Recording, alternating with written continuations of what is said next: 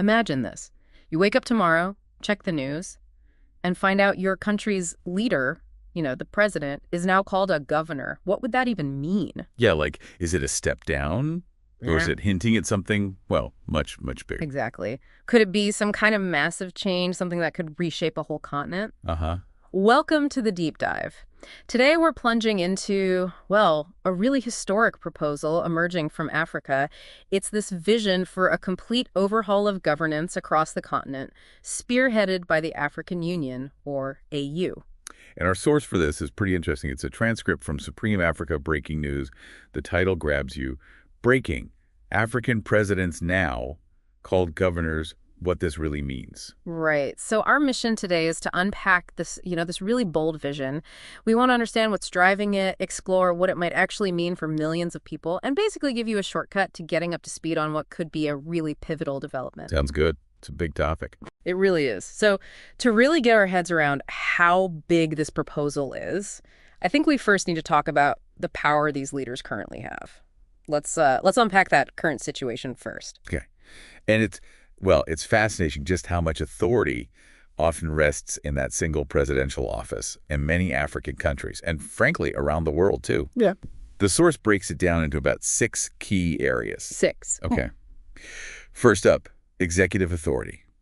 So the president is the head of the executive branch, right? They appoint ministers, they control national policy, and often have quite a bit of sway over the courts and parliament, too. Okay, that's huge already. Oh, yeah. Then second, they're the commander-in-chief. That means direct control over the national military, the security forces, everything. Got it. Third, there's budget control. They oversee the national purse strings, essentially, influencing budgets, big infrastructure projects, major economic choices. Right, deciding where the money goes. Exactly. Fourth is diplomatic power. They're the face of the nation internationally. They sign treaties, go to the UN, negotiate with, superpowers. The global stage. Uh-huh. Fifth is legislative veto or approval. In many systems, laws passed by Parliament need the president's signature. They can approve, veto, or send it back for changes. So a final gatekeeper for laws. Sort of, yeah. And finally, number 6, the power of emergency declarations. This lets them declare a state of emergency, potentially dissolve Parliament, and, well, we've seen cases where it's used to extend their time in power. Wow. Okay, so when you list it all out like that, it really is immense power, as the source calls it. It really is. And the source directly links this heavy concentration of power to some recurring problems in presidential politics in Africa. Things turning violent or corrupt or becoming manipulative. Yeah, it says something powerful, like with that much concentrated power, corruption follows like a shadow. Exactly. And that really sets the scene for why someone might propose such a radical change. Okay, so that's the current landscape, a lot of power in one place. Yeah. How does this new vision propose to, change that architecture? This is where it gets really interesting, I think. It really does.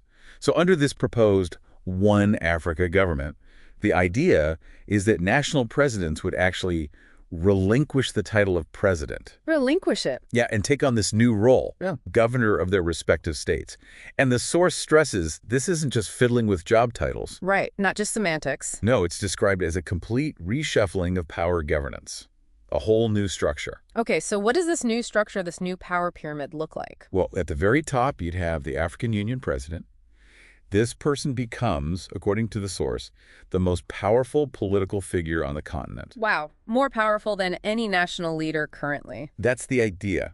Initially elected through some kind of rotational system between regions, with the goal of having full continent-wide elections by 2036. Okay. And what would this AU president oversee? Big picture stuff. Continental security, trade policy, diplomacy for all of Africa, environmental rules, managing relations between the states, that sort of thing. They'd also sign or veto laws from a Pan-African parliament and command a proposed One Africa army. A unified army. Okay. What's below the AU president? Then you have the Continental Cabinet. Think ministers, but for the whole continent, energy, maybe youth, AI, and innovation, agriculture, peacekeeping. Right. Drawn from all the regions. And their job? Their job is to set long-term African-wide policies that apply to all 55 nations.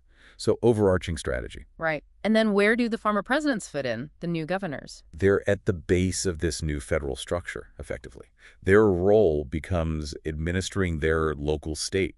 Their country becomes a state within this larger union. So implementation, mainly. Yeah, implementing the continental laws and policies. They'd also be part of a council of governors to give input, provide feedback. But they can't override AU law. Exactly. The source says not overriding AU laws. And here's a really significant detail. They would no longer attend G20 summits individually. Ah, so no separate seats at that big table. Nope. The AU president represents all of Africa. That alone signals a huge shift in global diplomacy.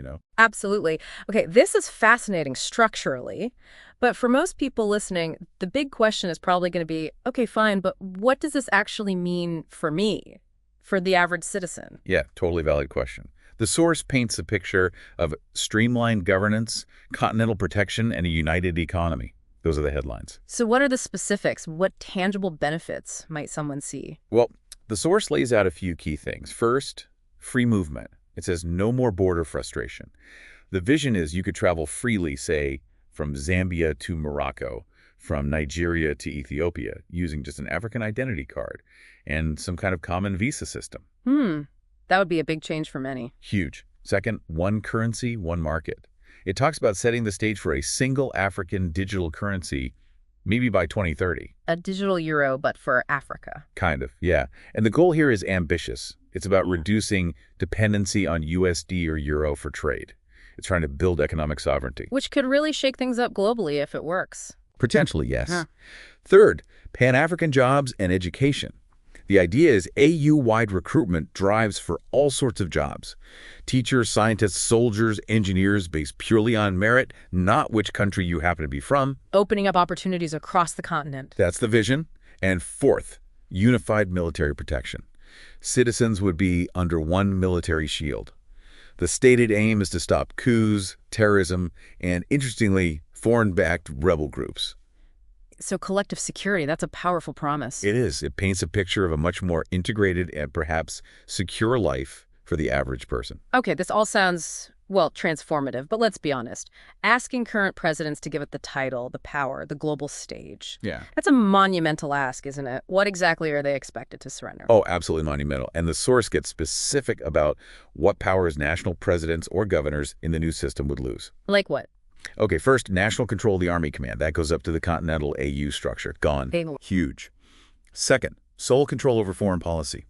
Foreign ambassadors wouldn't deal with individual states primarily. They'd engage through the AU. So a unified foreign policy voice. That's the plan. Third, no more monopoly over national budgets. State budgets would have to align with continental goals. The example given is, if the AU declares a tech-first policy, then all states need to prioritize tech funding in their budgets. So less autonomy on spending. Definitely less. Fourth, making constitutional amendments just to extend their own power. That would apparently be restricted or even blocked by AU guidelines. Closing a common loophole. Seems like it. And fifth, even control of national media shifts. A new AU Media Ethics Act would mean state broadcasters have to align with AU standards for journalism, things like transparency, accountability. Wow, that cuts deep into the current powers. It really does. And there's that quote from Chairman Shadow again. No one is above the new African Constitution, not even the richest president. It's a clear message. Yeah, and this seems to tie into something else. Mention this idea of goodbye to presidential palaces. What's that about? It suggests a broader philosophical shift, maybe, like the era of extravagant state palaces, huge motorcades, that sort of thing, would shrink. The AU would have apparently set caps on leadership spending. So less focus on the trappings of power. Exactly. And it even mentions a leaked document. Who knows how accurate, but it's in the source suggesting a new AU ethics charter pushing a continental leadership code of humility and sacrifice. They liken it to the Sankara Doctrine. Thomas Sankara, the former leader of Burkina Faso, known for his austerity and integrity. Yeah, that's the one. So it implied a real push towards leadership as service, not, royal treatment. Okay, this is a massive undertaking. How is this supposed to actually roll out? Is there a timeline? Yes. The source outlines what it calls the shadow timeline. It's breaking into phases. All right, phase one. Phase one is set for 2025 to 2026. This is when the AU would supposedly expand its executive powers. The AU president role becomes the main continental head starting, it suggests, with Johan Lorenzo or whoever's the next chairperson. Okay. During this phase, state constitutions would start being adjusted, and the whole One Africa government structure would be formally launched. So setting the legal framework, what's phase two? Phase two runs from 2026 to 2030. This is where the new governors settle in, that One Africa ID card gets rolled out fully, and the AU starts introducing foundational continental laws, things covering trade, human rights, technology. Also, military unification begins in earnest. Integrating the armies, okay? And phase 3. Phase 3 goes from 2030 to 2036.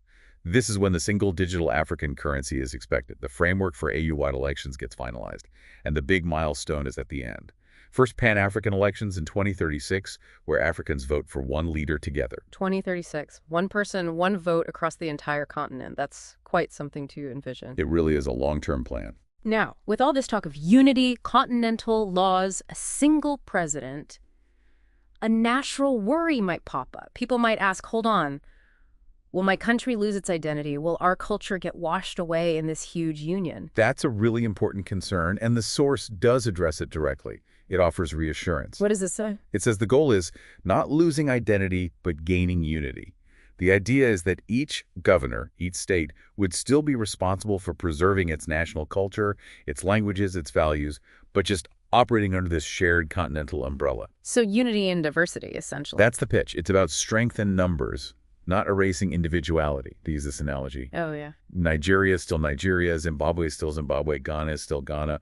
But they are now brothers and sisters in one household, not strangers in one neighborhood. That's a powerful image. A family versus just neighbors. Exactly. Oh. And then it circles back to that 2036 election goal, emphasizing the real people power it represents. Oh. It paints this picture where your ballot in Cape Town will carry the same weight as someone's in Casablanca or Kampala.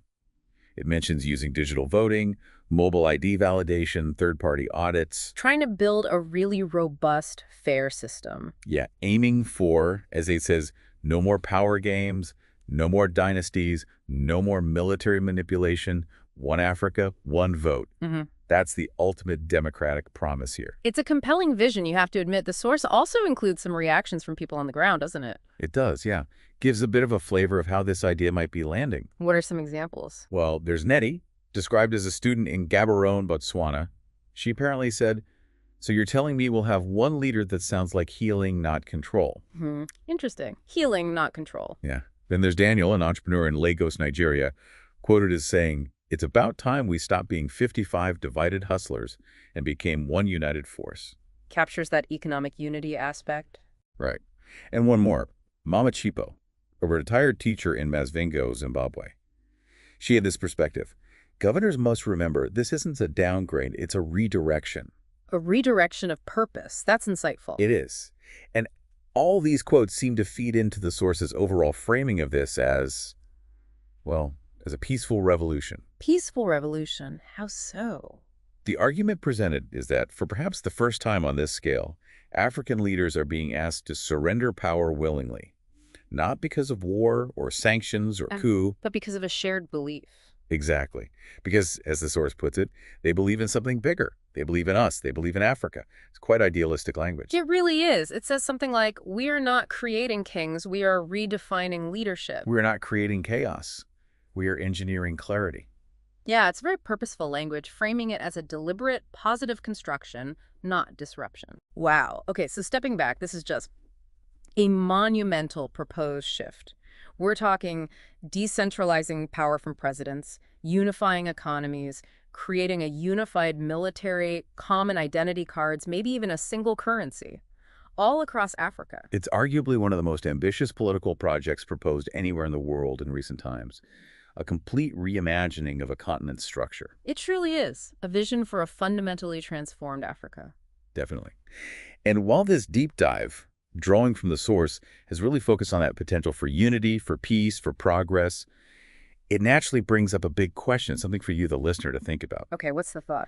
Well, thinking about this grand vision, what do you think will be the biggest challenge in actually balancing that continental unity with, preserving all the diverse national identities, the local cultures, the specific needs of different regions, not just for the leaders, but for everyday citizens living through such a massive change?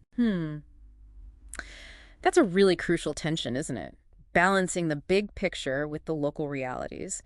How do you make unity feel empowering, not like erasure? Precisely. It's Yeah. something to really mull over. Definitely food for thought. Yeah. And the source itself ends on a powerful note, right? It uses that phrase, Tisu Vanhu Vacha, we are the people. Yes. And then it poses these direct questions. Do you accept this change? Do you support it? It really puts the onus back on the people. This whole deep dive has been about exploring an idea aimed at, well, changing everything that has historically divided the continent and trying, finally, to make sure that unity really does become power. A powerful aspiration indeed.